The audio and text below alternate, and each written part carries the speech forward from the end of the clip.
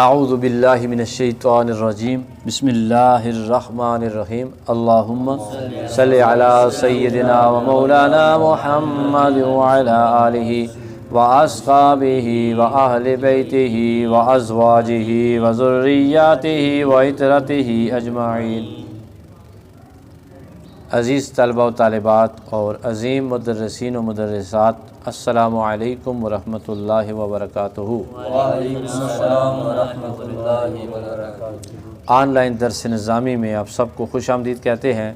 مقامات حریری دوسرا مقامہ یعنی المقامۃ الحلوانیہ، سبق نمبر 23 یعنی 23 کے ساتھ آپ کی خدمت میں حاضر ہیں۔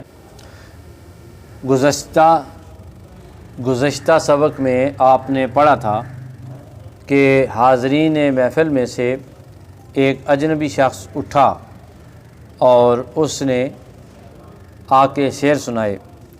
اس کے بعد علامہ حریری رحمۃ اللہ تعالیٰ علیہ کا یہ طریقہ ہے، اسلوب ہے کہ وہ تاثرات بیان کرتے ہوتے ہیں کہ فلاں نے اشعار پڑھے اور گفتگو کی، اور اس کے بعد حاضرین جو ہیں ان کے دل کتنے مطمئن ہوئے اور کتنے وہ متاثر ہوئے اور خوش ہوئے اس کا کلام سن کے۔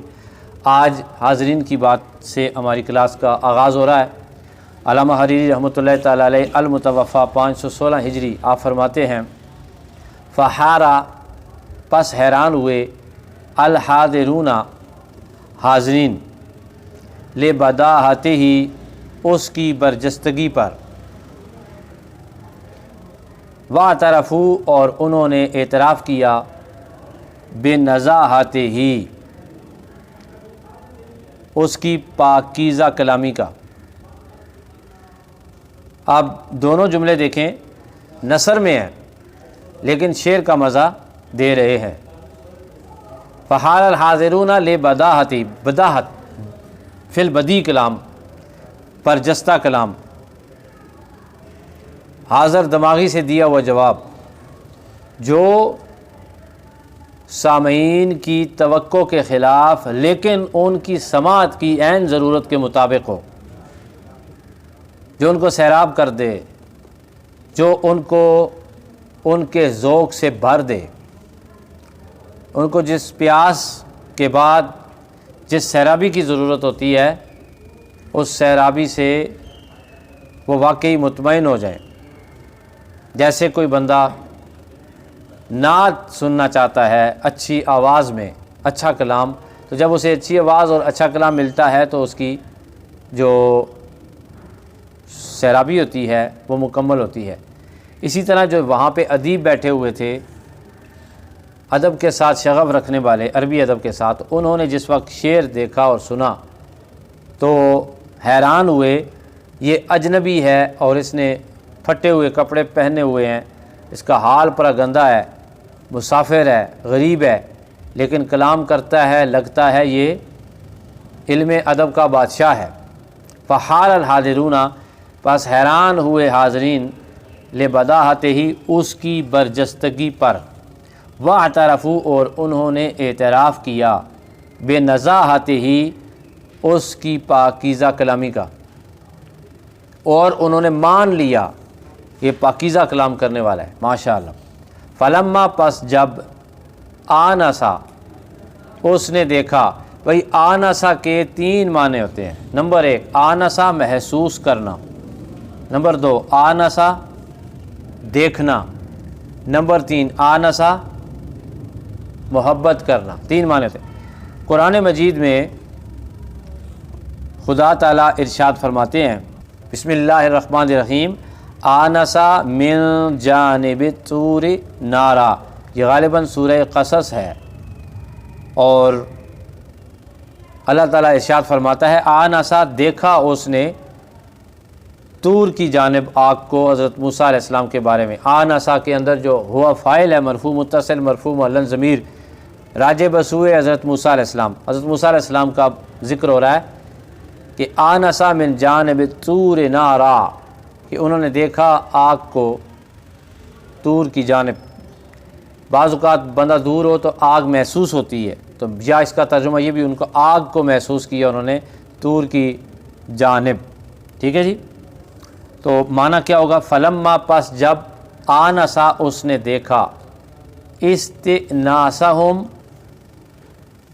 ان کی محبت کو، فلما پس دیکھا جب نہیں سوری فلما پس جب آنسا اس نے دیکھا، استئناسہم ان کی محبت کو، ان کی محبت کو، یا ان کے میلان کو، بے کلام ہی اپنے کلام کی طرف، اپنے کلام کے لیے، جب اس نے دیکھا ان لوگوں کی محبت کو اپنے کلام کے لیے، اپنے کلام کے لیے، یعنی کہ اسے یہ محسوس ہوا کہ یہ لوگ میری گفتگو سے متاثر ہوئے ہیں۔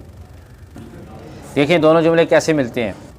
فلما آنسا استئناسہم بکلامہ، اگلا جملہ دیکھیں، وانسبابہم الی شعب اکرامہ، ترجمہ سنیں، پس جب اس نے دیکھا ان کی محبت کو، بکلامہ اپنے کلام کے ساتھ، ہم ان کے میلان کو دیکھا، الی شعب اکرامہ اپنی عزت کی گھاٹی کی طرف، اپنی عزت کے جہاں کی طرف۔ ہر بندے کا بھئی اپنا جہاں ہوتا ہے، اپنے عزت کے جہاں کی طرف، اپنے عزت کی گھاٹی کی، اپنی عزت کی گھاٹی کی طرف۔